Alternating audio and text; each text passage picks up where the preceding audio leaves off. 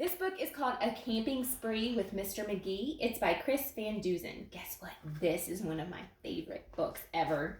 I can't wait to share it with you. A Camping Spree with Mr. MaGee.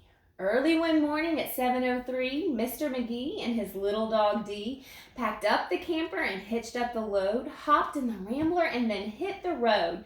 They drove to the mountains far from the sea for 2 nights of camping, or possibly 3. "There's nothing like camping," said Mr. MaGee. "I know you will love it. Just you wait and see. The views are fantastic. There's hardly a sound. Aside from the wildlife, there's no one around. And the air is so sweet you'll sleep like a log," said Mr. MaGee to his small spotted dog. A few hours later, they took a sharp right and found a great spot to lay camp for the night. It was high on a hill with a beautiful view of Mount Adams, Mount Lincoln, and Jefferson too. But perhaps the most wonderful feature of all was the brook that ran over a steep waterfall. Dee gathered pine cones and branches and logs. MaGee made a campfire and cooked some hot dogs. And as the sun set behind far distant knolls, they sat roasting marshmallows over the coals. As the embers went out, they felt tired and dozy, so they climbed in their bunk beds all comfy and cozy. But while they were falling asleep without care, along came a stumbling, bumbling bear, a kindly old bear whose sight wasn't so clear. He couldn't see far and he couldn't see near. But he could smell marshmallows, sticky and sweet. The smell made him hungry. He wanted a treat. He sniffed out the place where the marshmallows lay, but the car and the camper were in the bear's way. Yet that didn't stop the sneaky old snitch. He simply tried squeezing right under the hitch, and as he was shimmying into the gap, he pushed up the hitch, which let go with a snap. Now that the camper and car were untied, they started to roll down the rocky hillside. The car bounced away on the old logging road, while the camper was heading to where the stream flowed. It flew down the hill in a wild, bumpy ride with Dee and MaGee sleeping soundly inside. They were snoring and snoozing, enjoying a dream, when splash went the camper right into the stream.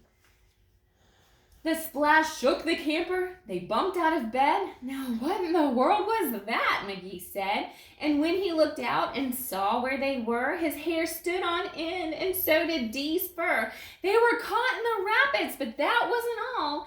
They were headed smack dab for the big waterfall.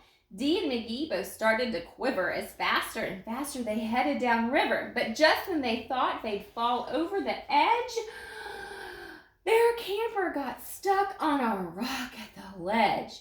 So there they were stranded, MaGee and his pup, on the top of a waterfall 50 feet up.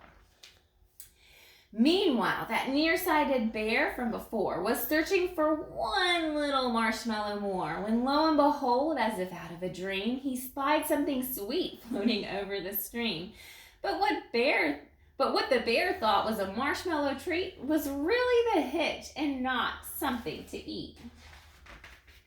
The bear was determined to capture his prize, so he jumped in the water right up to his thighs. He splashed through the stream to the edge of the fall and snatched up the trailer hitch, camper and all.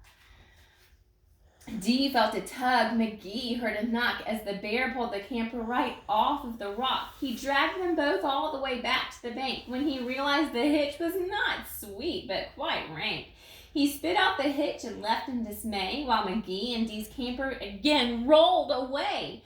It flew down the path with a jolt and a jar and stopped in some bushes right next to the car. Dee popped her head out. MaGee looked out too. Had they really stopped rolling? Could it be true? At last things were quiet and peaceful and still. They hooked up the hitch and drove off down the hill. And on the way home, MaGee said to Dee, "That trip wasn't quite like I thought it would be." So when they got home, with the sky turning red, they decided to camp in the backyard instead. The end.